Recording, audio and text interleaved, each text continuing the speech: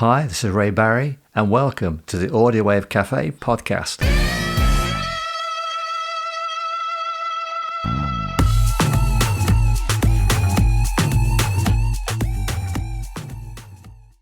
On this episode, my guest is Bob Jackson, who played in bands as diverse as Indian Summer and Badfinger. First, I talk about mental health and musicians. Is it a problem? I also include a chat I had recently with musician Tim Constable. He opens up on how he dealt with his mental health issues. I'll also shine a spotlight on alternative indie band The Enemy, who embark on a reunion tour later this year. I'll also be playing In a Different World by Badfinger. It's all good stuff. Let's move on.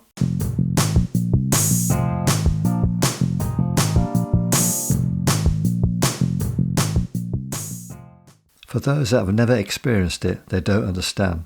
It's always been a taboo subject. And for many of those that suffer with the stigma of having the condition, they suffer alone and in silence.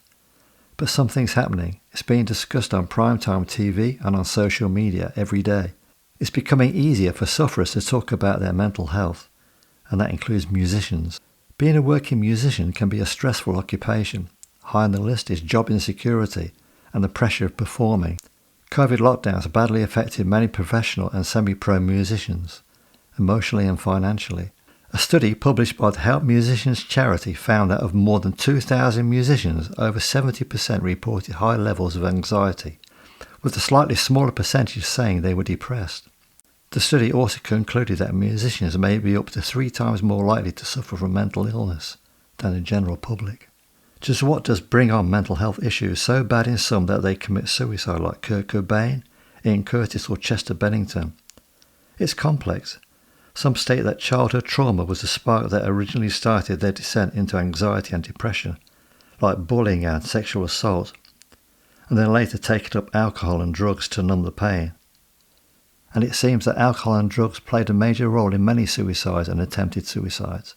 In recent years, major record companies such as Universal Music, Warner and Sony are investing in mental health programs, as it has finally become apparent that they need to take better care of their roster of artists. Then there's Music Minds Matter. It's a free 24/7 helpline for everyone in the music industry. The telephone number can be found online, where initially you'll be put through to an accredited counsellor to receive emotional support and guidance. Is it enough? I don't know, but it's a start. Also check the Musicians Union website. It contains helpful information concerning mental health issues. Slowly the stigma of mental health is being peeled away.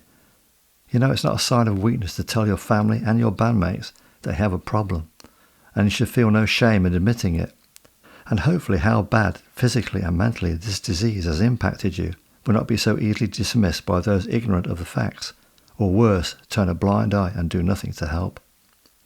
If anyone is willing to talk about their own experience of soaring highs and debilitating lows, of self-harm, of alcohol and drug abuse, of the shame and stigma of it all, write to me at audiowavecafe@gmail.com and maybe we can do a podcast together.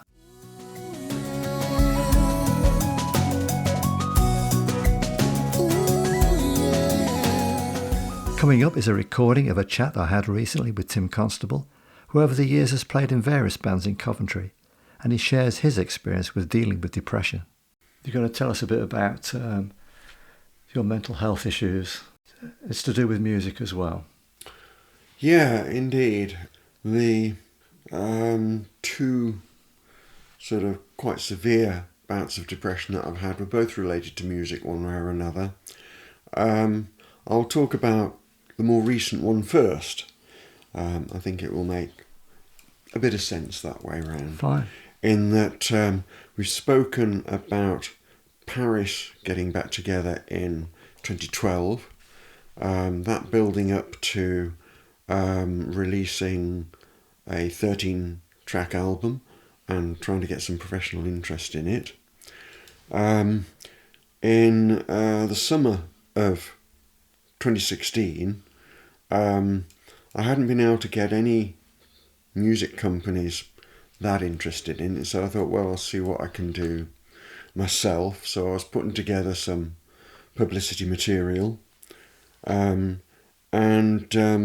through one of the contacts that I'd made, an American music professional that wasn't really in a position to help us but was interested in what we were doing, actually downloaded the album, and he sent me a track-by-track crit of it, which he wrote while he was listening to the songs.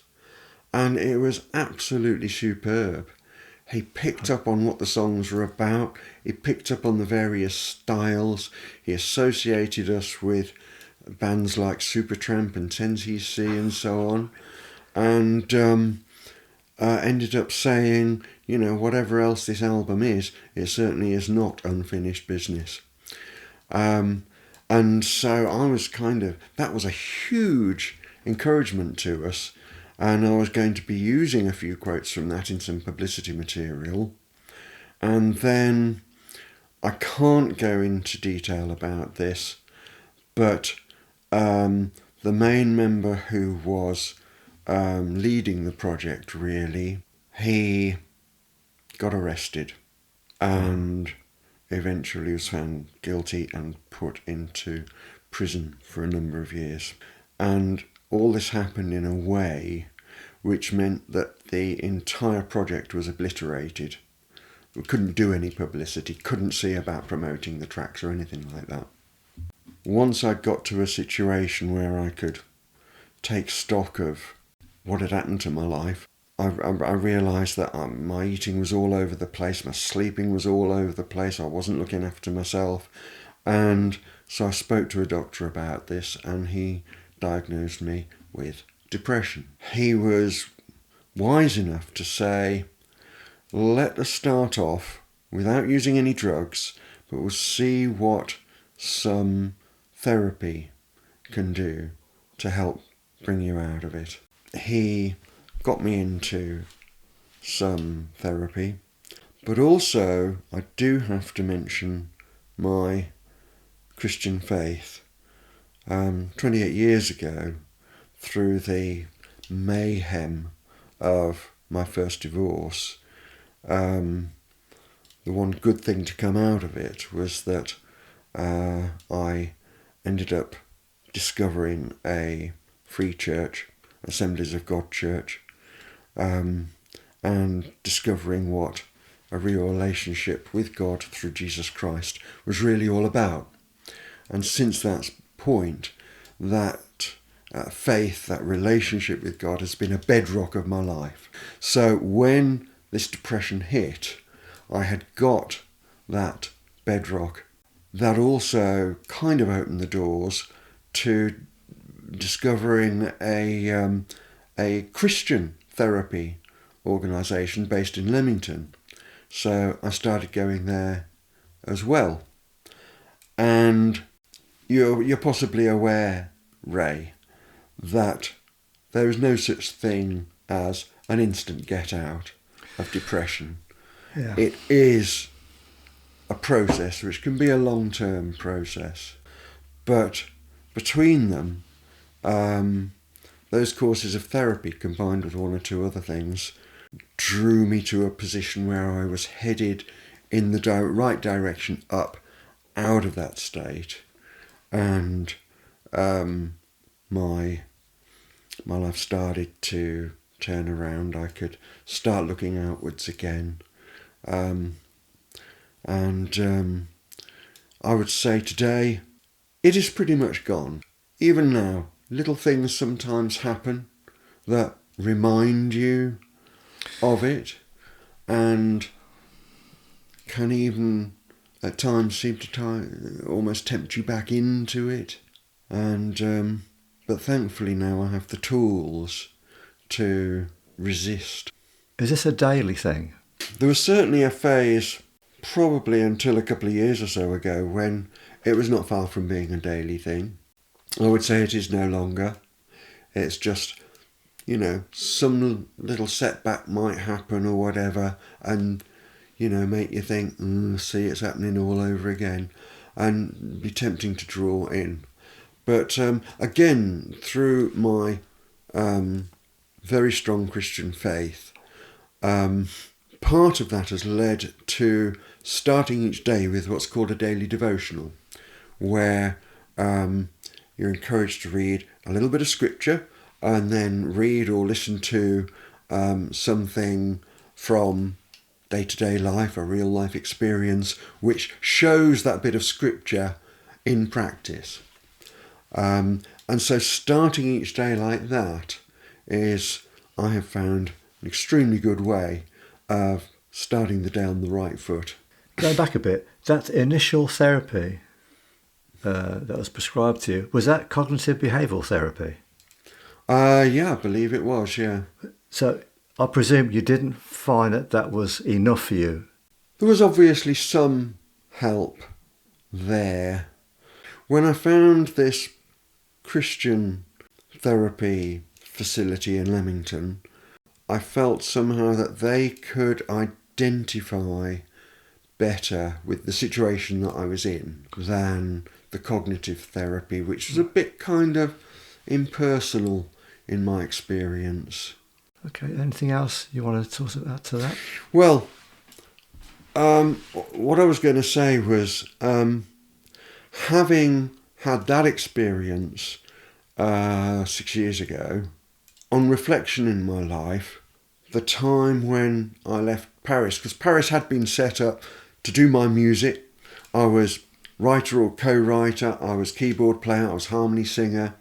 So it was very much centred on music that I was intimately related on. And yet it was me that left Paris, basically because I'd had enough of the hard work of gigging.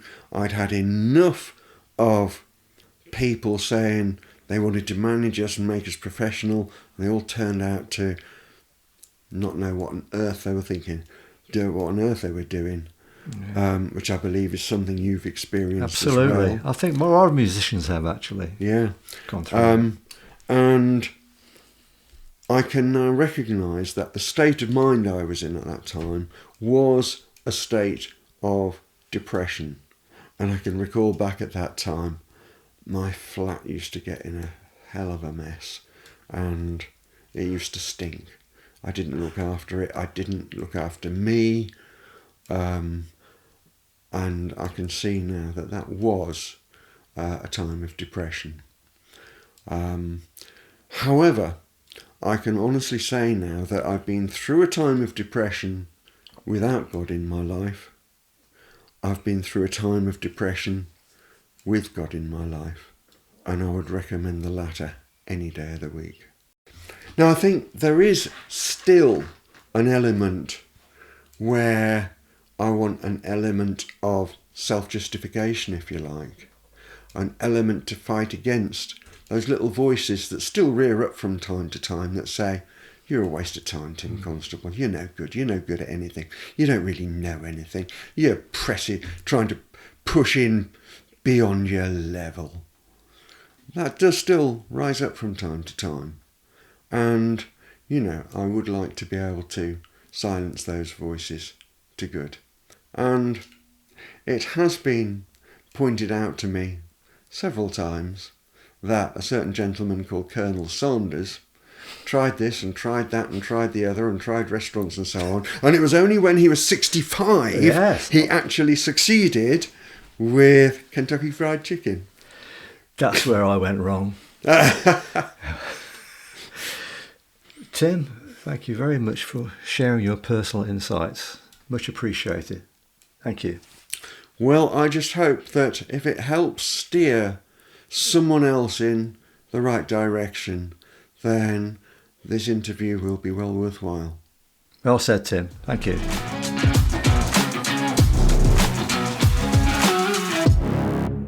It's with great pleasure I have on today's podcast Bob Jackson, a much respected musician from Coventry. He's a keyboard player, guitarist and songwriter. He's been in the music business for more than 50 years, almost as long as the Stones. Bob, welcome. Thanks for joining me on this call. Yeah, I'm delighted to talk to you, Ray. Yeah, that's great, mate. Bob, what was the first instrument you learned to play? Well, I guess I'm self-taught, like many people, of my background. And I started dabbling about on the piano at home. We had an acoustic piano. So I just kind of just discovered things on my own. And then I did it after the keyboard thing. I did the same with guitar, learned guitar. So it was a very instinctive thing. I was just passionate about it. What was the first band? It was a band called the Rochester Beaks. Oh, We were just kids playing covers. Yeah, I mean, it was pretty low key. But that was my first experience. And in that band, I played rhythm guitar. That was my first entry into performance, yeah.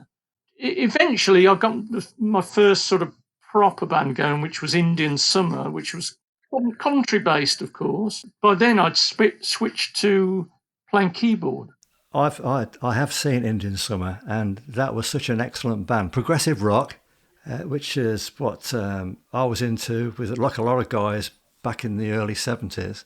And you even produced an album. We got the eye of this guy who was managing Black Sabbath. Well, actually, they weren't even Black Sabbath then, they were called Earth. And he was getting a deal for Earth. And as I said, they were changing their name to Black Sabbath.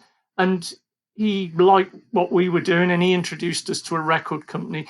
And he got us, anyway, he got us a deal. And yeah, so we got an album out. We were lucky. Thing is, what surprised many people, because I was a fan back then, is that suddenly it seemed like the band had split. What happened to you? Essentially, I mean, we go down great at the gigs, but we just didn't get many gigs. And the album didn't sell that much. Funnily enough, it's worth quite a bit of money now. It is. No one bought it at the time. But you can get it on eBay. Yeah, but it fetches a few £100 actually, that album. Later, you joined a band called Ross and toured the States in 1973 with Eric Clapton. That must have been amazing. Yeah, that was very fortuitous. I joined this. It was a London band, Ross was, and we were signed to Clapton's manager, Stigwood, Robert Stigwood, when Clapton did his comeback tour in 73, 74, and it was a very extensive tour. It was about 3 months in the States. We were the support band. Unbelievable. Mind-blowing for someone of my age. I mean, I was just like local lad made good, you know. We played Madison Square Gardens. We travelled with Clapton's band. When we flew, we used Elvis's plane. Stigwood had arranged that. So it was like from me coming from Coventry, right into the heart of it, you know, into the big time. It was a wonderful experience, yeah, wonderful.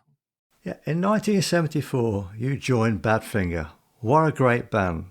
No matter what, day after day, Come and Get It, which was written by Paul McCartney. You must have thought you'd made it then.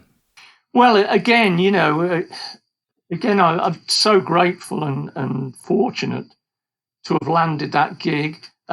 What happened was I'd left the Ross band, a bit disillusioned with it toward the end. And for various reasons, I left the band and just flew back home. And I didn't even have a gig. I came back to my house in Grafton Street, where I was living then, and thought, what am I going to do now? And I got a telegram. Someone had put me forward for this Badfinger audition. And so I went to Denmark Street in London. Really didn't know a lot about the band. I mean, I really, they had a great kind of respect in the music business, so I was very flattered to be offered it. Anyway, I went along. I think there'd been quite a few people before me. But yeah, so did this audition, got the gig. I mean, I was just like, oh, God, this is fantastic. When I joined, I brought an extra harmony and I could play all those keyboard parts as well. So it was like a dream come true. I mean, I was recording at Apple Studios, doing an album with the guys, on tour. So you met the Beatles at Apple Studios then? No, I didn't actually meet the guys there. By that time, the Beatles were a bit kind of dispersed and doing separate things, so they were never around. But we did record with Phil McDonald, the Beatles engineer, did a lot of Beatles albums. That must have been an amazing experience. Kind of indescribable, really. It's like a dream, you know? Tragically, Pete Ham died. He committed suicide in 1975. It must have been devastating for the band. Oh yeah, it was just the worst thing. We kind of slowly crept up on us, the problems we were having with our management. We had a management in America. The bullet point is that there was money in an escrow account, an advance from the record company, and the manager just made off with it, kind of thing. He just took it out of the account, and so the record company shut everything down as far as Badfinger was concerned, and in fact started suing Badfinger Enterprises, of which I was a part. And yeah, I mean, it was devastating. So all the money was cut off. There was no work. And Pete, we'd just done this album, and Pete just couldn't see his way forward. Well, none of us could really, but it really got to him. For years, while he was having all those hits, the guys had lived in a bedsit in London, you know. He just at that point was trying to get his life on track. And the disappointment was a heartbreaking thing. And he just couldn't handle it. Was the manager's name Stan Polly or something like that? That's right. That was our American manager. He ripped off of quite a few people. He did it to Al Cooper. Yeah, there was a few people that he ripped off, but never as much as Badfinger. Because there was a lot of money there. Millions. We're talking big money. Many years later, in 2013, one of Badfinger's songs, Baby Blue, was played on the final episode of Breaking Bad. Did that bring about a renewed interest in the band? Happily, over the many, many years, there's always been an interest that's been maintained, again, particularly in America. But the fact that the producer of Breaking Bad was a big fan of the band, he decided that one of the band's songs, Baby Blue, that had already been released was perfect. So he used it in the final episode of the final series. It got really high in the download charts. I mean, I think it was in the top 10, I think I'm right in saying, top 5 maybe, the download charts. Together with Tom Evans, ex-bass player with Badfinger, you formed the Dodgers in 1976. Was that a successful band for you? In some ways. Business-wise, it wasn't really very successful. I think we got the first single. I think got into the top American 100, and you know, and left with a bullet as well. In and out, you know. And we did a few. You know, we did tours, and we, and you know, and the band was well received, but no, it didn't really work. You know, there wasn't. It didn't have longevity to it. We never. It was, funnily enough, I mean, the timing of the band couldn't have been worse because it was when the punk movement was happening. Our situation wasn't right. But I mean, you know, I think we did some good work. I mean, we did a good album, but no, it just didn't last, you know. You also played in top 60s bands The Searchers and The Fortunes. How did that come about?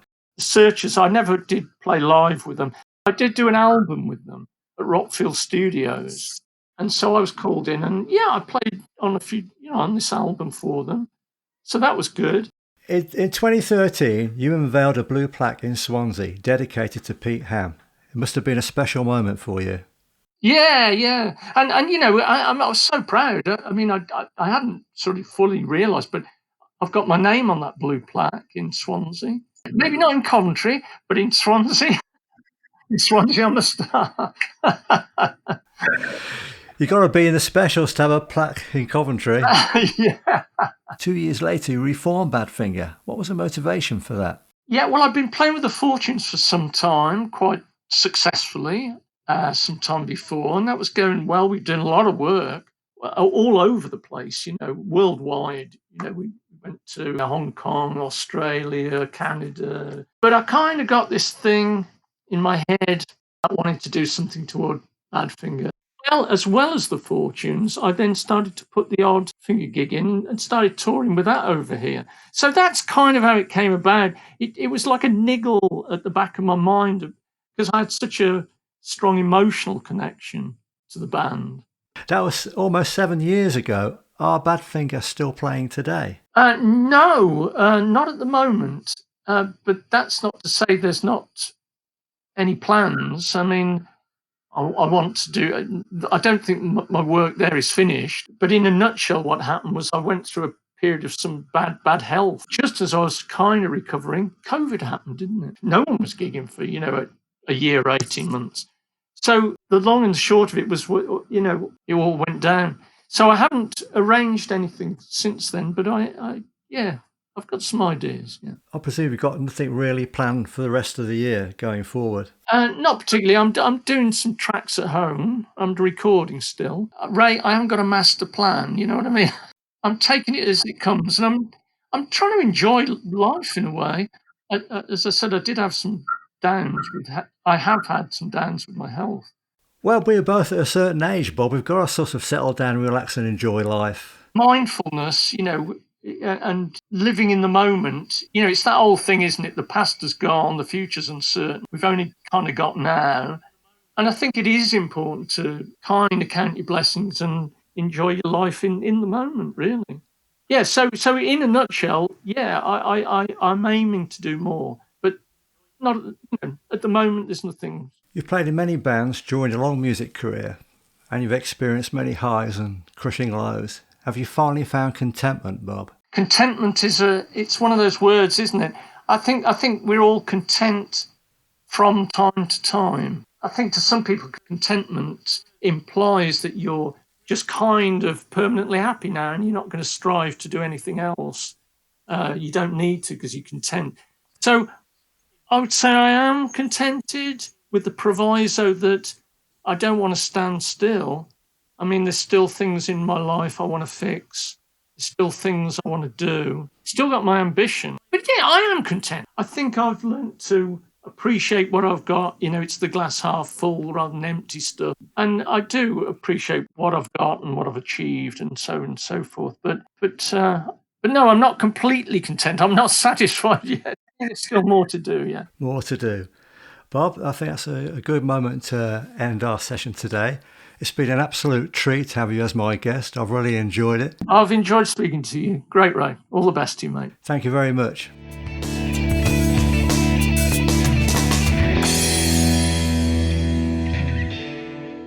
The Enemy are a three-piece alternative indie band with Andy Hopkin on bass guitar, Liam Watts drums and Tom Clark guitar. Formed in Coventry early in 2006, and just a few months they were performing at the city's Godiva Festival. In 2007 their debut album, We'll Live and Die in These Towns, reached the number one spot in the album charts. A remarkable achievement for this young band and its songwriter Tom Clark. On August the 26th of that year, The Enemy supported the Rolling Stones at the O2 Arena. The band's first two singles, 40 Days and 40 Nights and It's Not Okay, both failed to chart, but the next single, Had Enough, peaked at number 8. The Enemy were now on a roll, and two more songs taken from their debut album, You're Not Alone and We'll Live and Die in These Towns, charted in 2007. The band's next album, Music for the People, released in 2009, got to number 2 in the album charts. That would be the final album released by Warner Brothers. It would be another 3 years before their next album, Streets in the Sky, came out on the Cooking Vinyl label. That year, Tom Clark decided to take a swipe at Simon Cowell and X Factor, saying he's a parasite off people who've had bad lives. The first single off the album failed to chart, though the album reached a respectable 9th position in the charts. In August 2014, Time Out magazine London edition stated, and I quote, "All aboard for the Landfill Indie Package of the Year. Once hugely popular Coventry indie hobbits The Enemy touring their laddish and workaday chant-along tunes, and the Scotsman called them Coventry's high-volume, minimum-wage bludgeoneers." What? Seems to me as the band were no longer flavour of the month, the media got vicious.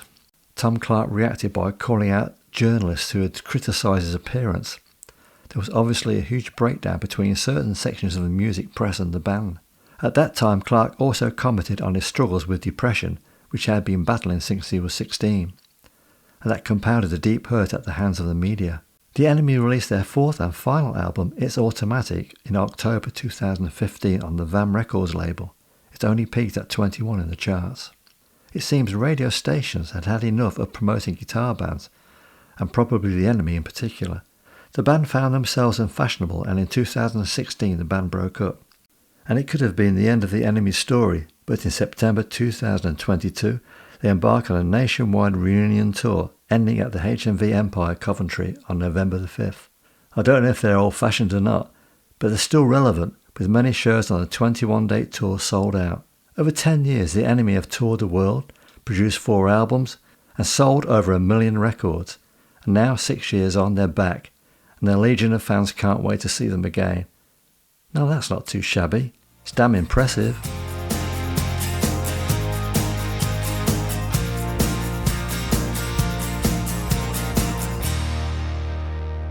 Coming up is a song by Badfinger featuring Bob Jackson. He wrote the song, provided the vocals, and apart from drums, he played all the instruments. In a Different World.